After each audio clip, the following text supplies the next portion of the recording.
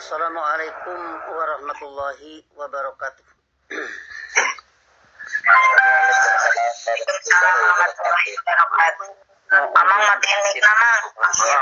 A'udzu billahi minasyaitonir rajim. Bismillahirrahmanirrahim. Alhamdulillahilladzi nazzala al-furqana 'ala 'abdihi liyakuna lil 'alamin nadhira. Asyhadu an la ilaha illallah wahdahu la syarikalah wa asyhadu anna Muhammadan abduhu wa rasuluh. Allahumma shalli ala nabiyyina Muhammadin wa ala alihi wa sallim. Amma ba'du. Bapak Ibu yang saya hormati dan saudara-saudara, pada malam ini takziah malam keempat ya, atas meninggalnya malam kelima atas meninggalnya Bapak Endang Sanusi almarhum. Pada malam ini kita ulangi lagi dari segi persamaan antara sholat mayat dengan sholat Jumat. Ada kemiripan antara sholat mayat dengan sholat Jumat sehubungan dengan sholat Jumat ada khutbah, kemudian sholat mayat ada khutbah tapi khutbahnya visual, khutbah yang bisa kelihatan oleh mata, bukan kedengaran oleh telinga, tapi kelihatan oleh mata. Sehingga wasiat bittaqwa pada sholat mayat sama dengan mayat itu sendiri. Yang jelas satu kenyataan di muka kita. Dengan kenyataan ini harus kita perhatikan sebab itu adalah pembuktian ilmiah. Jadi jangan termasuk wa inna katsiran minan nasi an ayatina lagofilun. Jangan termasuk kebanyakan manusia yang lengah terhadap pembuktian ilmiah ajaran kami. Jadi mayat yang ada di muka orang yang menyolatkan salat mayat itu adalah pembuktian ilmiah. Seperti itu kita yang hidup akan mengalami. Dengan demikian maka patut yang hidup segera berhitung apa yang akan dibawa ke alam akhirat nanti.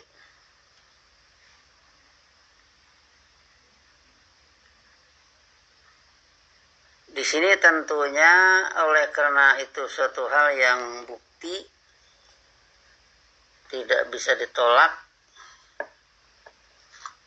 sehingga yang patut adalah mempersiapkan secara dewasa bagaimana bekal pulang ke akhirat.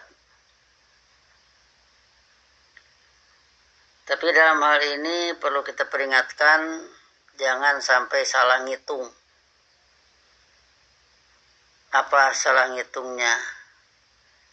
Jangan sampai nanti kontrak dengan doa yang terdapat pada surat Baqarah 201. Wa minhum may yaqulu rabbana atina fid dunya hasanah wa fil akhirati hasanah wa qina adzabannar. Jangan sampai kontra dengan itu. Dalam arti bahwa dunia ini ruang ujian. Liyabluwakum ayyukum ahsanu amala. Ruang akhirat adalah hasilnya.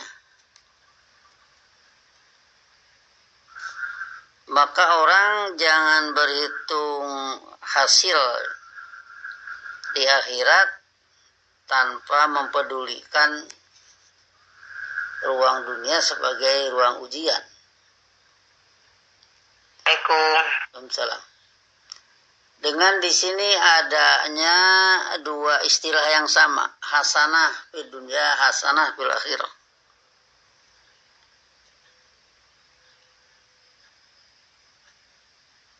Kalau di dalam surat Ar-Rahman,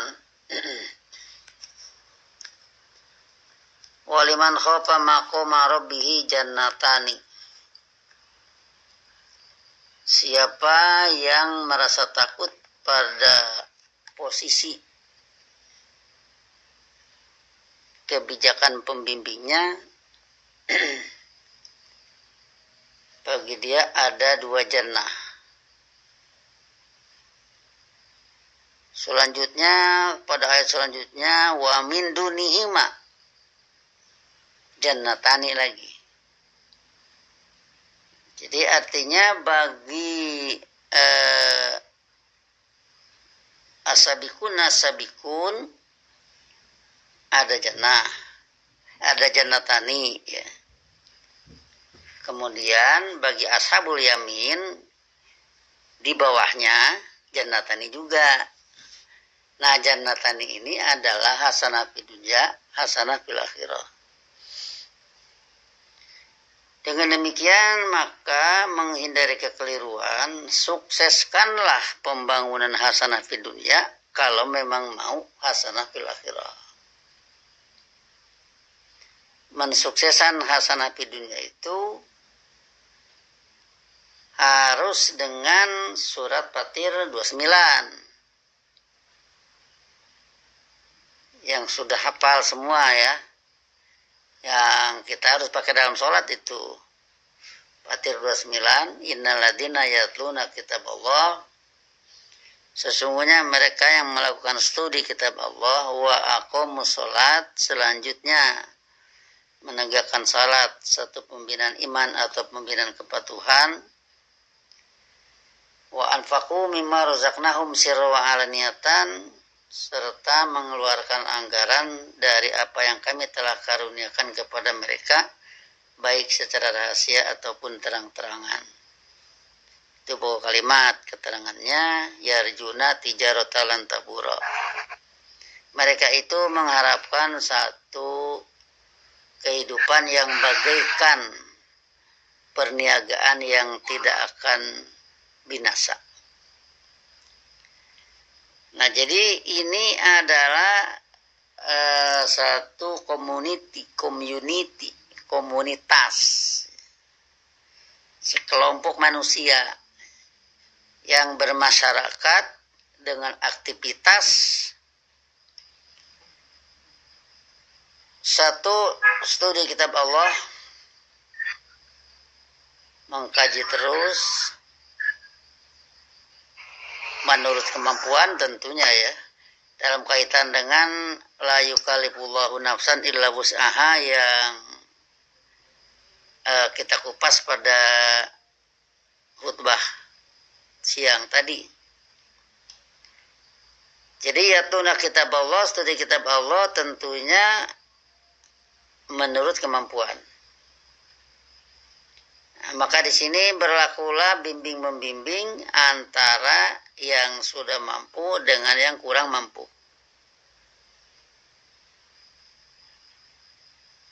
Beritahulah yang tidak bisa, jelaskan kepada yang belum mengerti ayat manapun yang dikaji, kemudian dihafalkan bunyi matannya,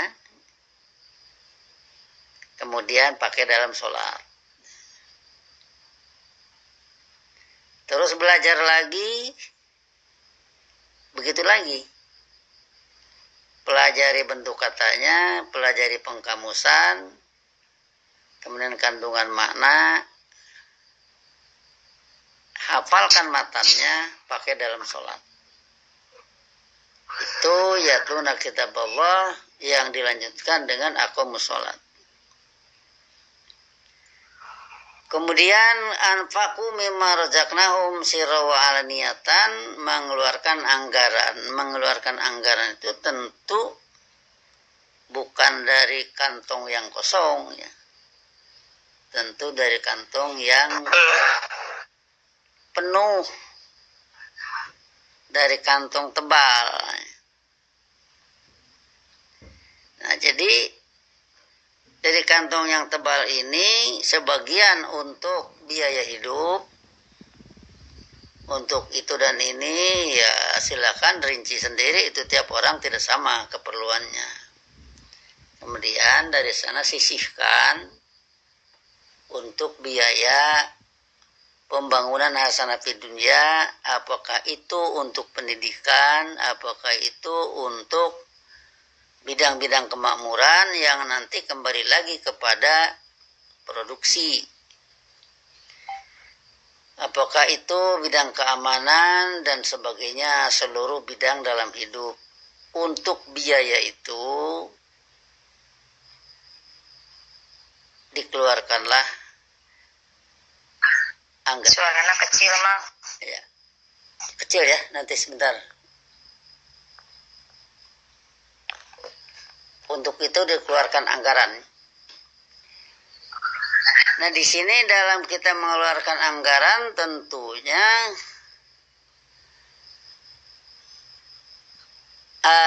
kalau yang 5.000 dengan 10.000 bagusan mana itu?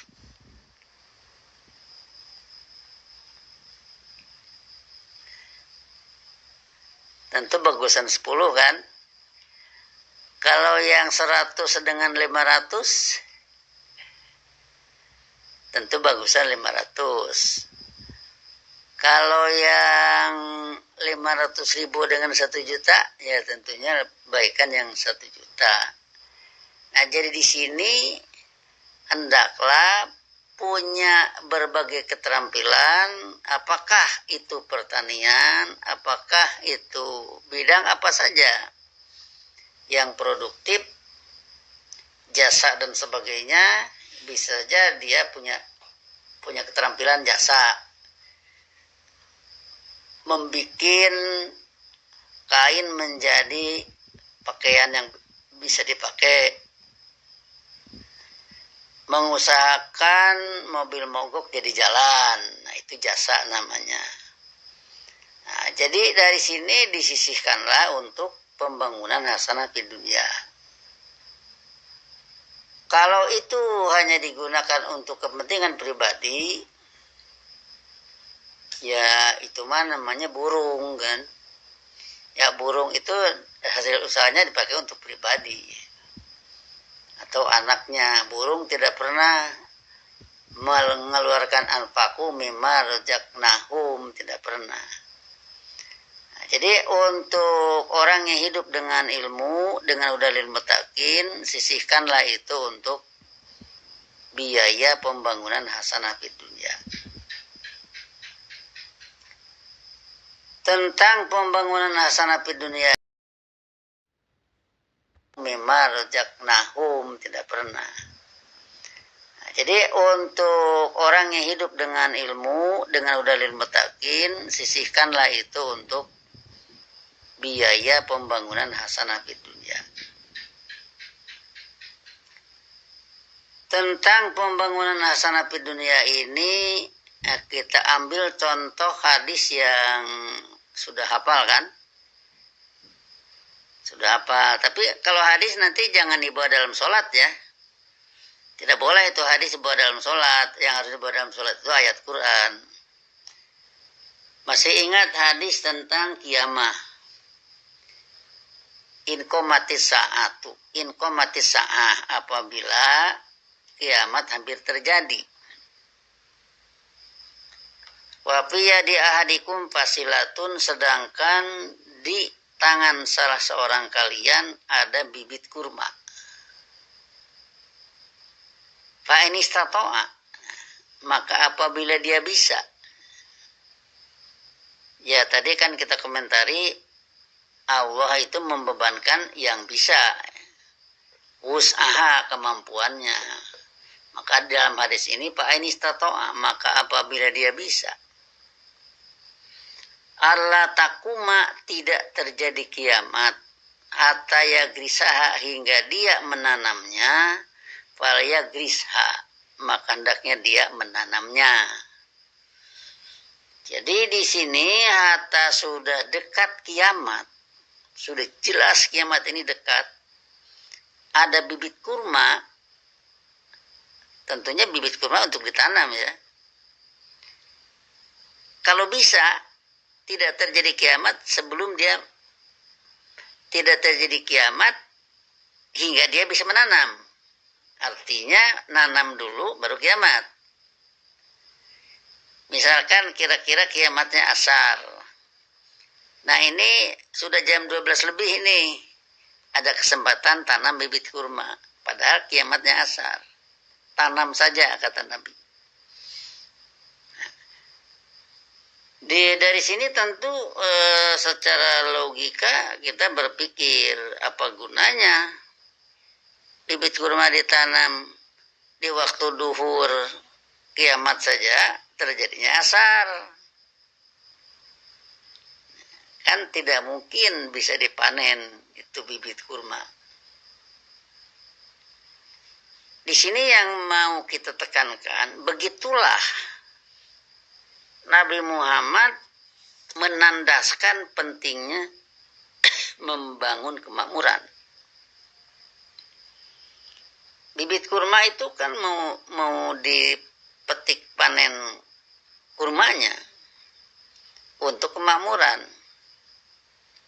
Nah, jadi disinilah maka pentingnya pembangunan hasanah fid dunya, pentingnya hasanah fid dunya dimakmurkan. Walaupun sudah jelas kiamat sudah dekat.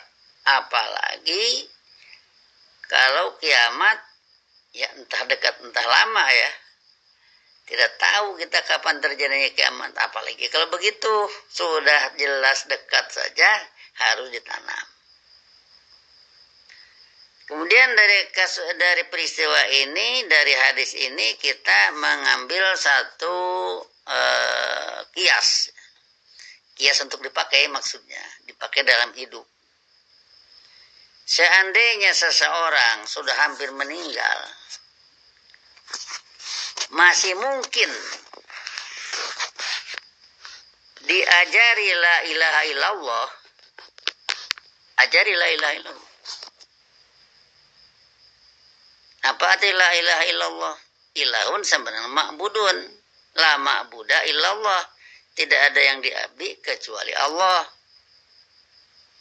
Padahal orang itu sudah hampir meninggal. Dan nafasnya sudah dekat sekali lah. Hampir habis. Kalaupun dia mengabdinya mengabdi seperti apa gitu. Paling hanya mempertahankan iman supaya mencapai dengan harapan mencapai husnul khotimah. Nah, jadi artinya walaupun orang hampir meninggal, kalau masih bisa diajari satu bentuk kata saja dari ayat, ya ajarkan berarti. Nah, berarti itu akan melambangkan pentingnya dunia pendidikan. Melambangkan pentingnya kecerdasan. Sebab adanya kecerdasan itu berkaitan dengan frekuensi belajar. Sering belajar timbul kecerdasan. Kalau lupa lagi, ulang lagi aja, terus ulang lagi. Gitu. Aturlah waktu untuk cari makan, untuk belajar, ya. Sehingga dengan demikian tidak bangkrut. Kemudian kalau itu adalah seorang pengajar, seorang guru sudah hampir meninggal misalkan, tapi dia masih bisa mengajari satu kalimat, dua kalimat kepada yang masih hidup, ya ajarkan saja. Nah, jadi berarti di sini Bekal pulang ke akhirat itu amal di dunia ini. Bekal pulang ke akhirat itu studi yang benar. Bekal pulang ke akhirat itu sholat yang benar. Bekal pulang ke akhirat itu anfaku mimma rozaqnahum siron wa alaniyata. Itu bekal pulang ke akhirat. Jadi dengan demikian tidak kontradiktif. Misalkan kalau orang melakukan sholat, inna sholata tanha anil fahsya'i wal munkar. Sholat itu mencegah dari kejahatan dan kemungkaran. Di mana adanya kejahatan dan kemungkaran? Ya di dunia ini. Supaya hilang kejahatan dan kemungkaran, maka dia melakukan sholat sebagai peringatannya. Dengan demikian, maka kita istilahkan sholat itu pembangunan iman atau upacara pembangunan iman atau upacara pembangunan ketaatan. Nah, jadi dengan demikian tidak akan jadi cemoohan apa yang dilakukan oleh orang yang mengkaji Quran Sunnah Rasul. Tidak akan jadi cemoohan bagi orang yang hidup dengan hudan lil muttaqin. Nah, sebab apa? Orang naturalis memakmurkan bangsa, ya orang hidup dengan Quran juga sama memakmurkan bangsa. Bahkan boleh dikatakan punya semangat yang luar biasa. Untuk itu, kenapa semangat luar biasa ini mau dibawa pulang ke akhirat? Dalam ayat tentang surat yang tempo hari khusus ya, ayat 75, wa naza'na min kulli ummatin syahidan, yaitu kami cabut dari setiap umat seorang pembela. Kaminya Allah yang mencabut praktisnya orang mukmin yang berdakwah, mencabut dari setiap umat. Mencabut dari setiap umat harus punya power. Tidak mungkin mencabut dari setiap umat dia tidak punya power, tidak punya kekuatan uang, ya. Mungkin kekuatan jabatan. Kalau ada jabatan yang punya dengan itu punya kekuatan, apa salahnya digunakan untuk mencabut seorang pembela dari setiap umat. Nah, kemudian faqulna hatu burhanakum, di sana kan kalimatnya seolah-olah diloncat ya. Kami cabut dari setiap umat seorang pembela. Dikumpulin dulu kan tentunya. Nah, dalam kesempatan kumpul itu diberi arahan. Dalam arahannya intinya hatu burhanaku, bawa kemari argumentasi kalian. Ya, argumentasi apa? Syahidan min kulli ummatin. Sebab syahidan di sini kaitannya dengan min kulli ummatin. Bukan syahidan ke arah dinul Islam, tapi syahidan min kulli ummatin, yang jadi pembela setiap umat. Pilihlah manusia terbaik di umat itu. Kemudian dari berbagai umat dicabut. Setelah dicabut dikumpulkan. Setelah dikumpulkan dibawa dialog, diajari. Yang dari pelajaran tersebut setelah disampaikan hatu burhanakum, ujungnya bawa kemari argumentasi kalian. Begitu mereka membukakan argumentasi, tentunya bisa terukur oleh yang pegang musodikon. Sebab yang pegang musodikon itu punya filsafat la nufariqu baina hadim mirusulihi. kami tidak bersikap membeda-bedakan di antara satupun dari rasul-rasulnya. Jadi berarti mau penyelewengan dari Nabi Adam, penyelewengan dari Nabi Nuh, penyelewengan dari Nabi Ibrahim, penyelewengan dari Nabi Isa, penyelewengan dari Nabi Muhammad, sama saja. Tidak akan lebih dari kadzdzaba tawalla. Kalau nanti berujud di masyarakat, tidak lebih dari maghdub alaihim dan dholin. Maka dari itu dengan hatu burhanakum nanti akan menghasilkan fa'alimu anal haqqolillah. Maka mereka mengetahui secara ilmiah yang syuhada tadi ya, dari setiap umat itu, orang-orang baik di setiap umat. Fa'alimu anal haqqolillah, maka mereka mengetahui secara ilmiah bahwa yang objektif ilmiah adalah menurut ajaran Allah.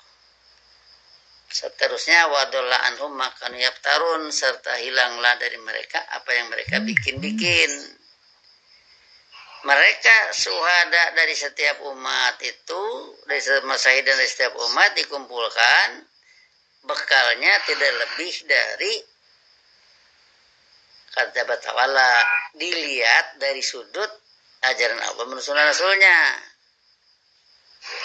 Maka dari sini berarti yang mengumpulkan itu bisa menguasai mereka.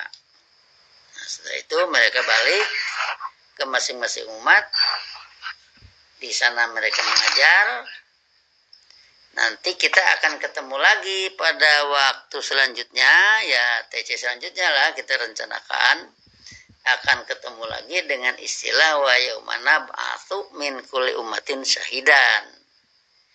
Pada surat Nahl nanti di sana dikemukakan yaitu kami bangkit dari setiap umat seorang pembela.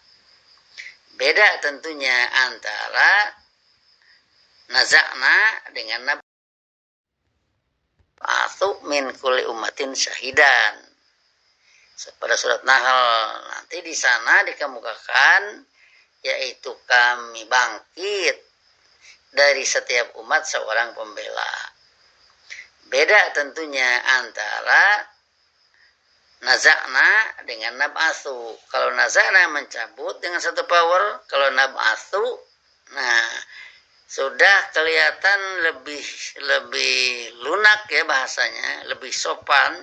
Kami bangkit dari setiap umat seorang pembela. Jadi kalau sudah dibangkit berarti mereka sudah menyadari kepentingannya, sudah tahu mereka mau berkunjung ke satu tempat yang di sana dikemukakan tentang ajaran yang mengalahkan argumentasi mereka tadi. Nah, itulah nab'atsu min kulli ummatin syahidan nantinya pada TC selanjutnya ya. Ini kita awali aja. Kemudian setelah itu terjadilah suatu proses dalam kehidupan, sehingga di sini ada istilah kalau setan itu, iblis itu melakukan kekufuran, itu berarti mendapat izin dari Allah, innaka minal mundurin. Maka setelah nab'atsu min kulli ummatin itu ada kalimat walahum yundorun. Mereka tidak lagi diberi kesempatan. Berarti pada masa nab'atsu min kulli ummatin setan sudah tidak diberi kesempatan. Selanjutnya nanti yang ketiga masih surat Nahl. Di sana istilahnya lebih spesifik lagi, lebih khusus ya. Jadi istilahnya wa yauma nab'atsu fi kulli ummatin syahidan, kami bangkit di setiap umat seorang pembela. Nah, jadi di sini pembela itu sudah tegak di masing-masing umat, sudah bisa mengajar di masing-masing umat. Nah, kemudian setelah itu wajib nabika syahidan ala haula'i, kami datangkan Anda, berarti Anda Muhammad kan, kami datangkan Anda menjadi pembela atas orang-orang ini. Nah, kalau Nabi Muhammad sudah tidak ada, berarti sunnahnya yang difungsikan menjadi pembela orang-orang yang ikut tadi, orang-orang yang ikut di masing-masing umat. Syahidannya yang menjadi pimpinan berikut dengan orang-orang di umat itu. Mereka ditolong, mereka dibela oleh sunnah Anda. Bukan Nabi Muhammad yang datang. Sebab sudah kita jelaskan, jangankan seperti sekarang Nabi Muhammad sudah tidak ada. Ketika Nabi Muhammad ada saja, tidak berarti Nabi Muhammad ada di mana-mana. Tetap saja yang berlaku itu sunnahnya. Bahkan Nabi Muhammad ada di hadapan Abu Thalib, karena Abu Thalib tidak mau dengan Al-Quran Sunnah Rasul, tidak berlakulah Nabi Muhammad menjadi pembela terhadap Abu Thalib. Maka kalau sudah syahidan ala ulai, sunnah Muhammadlah yang membela mereka.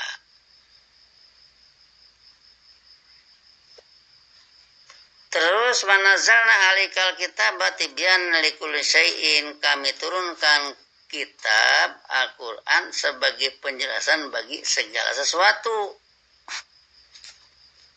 Kenapa baru turun kitab? Bukan berarti kita baru turun. Kitab sudah turun sejak dulu. Tapi di umat itu baru berfungsi. Tibyanan likulli syai'in, menjadi penjelasan bagi segala sesuatu. Ya, jadi kalau sudah kitab ini menjadi tibyanan likulli syai'in, berarti kitab itu sudah jadi rujukan dari segala persoalan. Wa huda wa busra lil muslimin, sebagai pedoman hidup dan kabar gembira bagi orang-orang yang hidup dengan dinul Islam. Nah, jadi di sini artinya bahwa Quran sudah menyebar kemana-mana. Maka dari itu kita katakan ini dalam proses wa ma arsalnaka illa kafatan linnas. Yani tidaklah kami mengutus Anda kecuali bagi manusia seluruhnya. Bagi manusia seluruhnya di kurun pertama dan bagi manusia seluruhnya di kurun kedua. Nah, di sini kita anjurkan untuk meraba diri.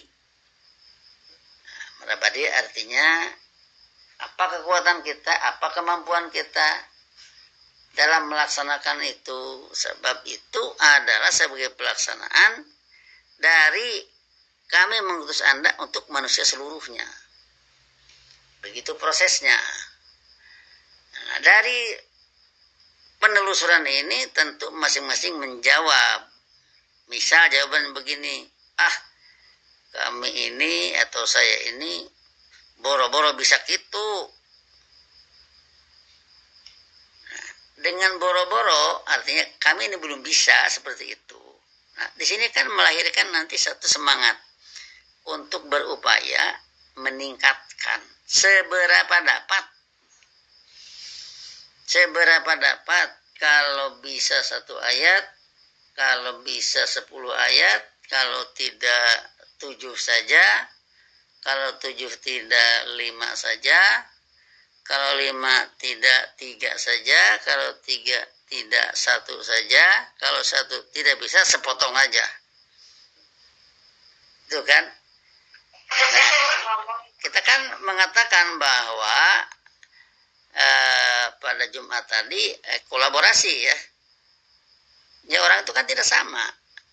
Maka di sini artinya terjadi satu kolaborasi. Kolaborasi dalam keluarga untuk memenuhi kebutuhan hidup, kolaborasi dalam keluarga untuk pendidikan, kolaborasi dalam keluarga untuk mencari nafkah, itu harus terjadi kolaborasi. Tidak mungkin bisa melakukan seluruhnya tanpa kerjasama.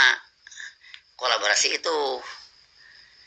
Cuman kolaborasi ini harus didasari oleh ada dalam satu koridor, misalkan koridornya Bismillahirrahmanirrahim, berada dalam satu ruangan yang hidup ini mewakili Allah. Mewakili Allah itu begini, ngomong menurut Allah, berbuat menurut Allah, itu mewakili. Yang bahasa Qurannya mutawakilun. Mutawakilun itu tawakala. Tawakala ya tawakkalu, tawakulan. Kalau orang Sunda nyebutnya tawakal. Tawakal itu tawakal. Tawakal itu tawakala. Tawakala itu bersurut mutawakilun. Bersurut mutawakilun itu bismillah. Bismillah itu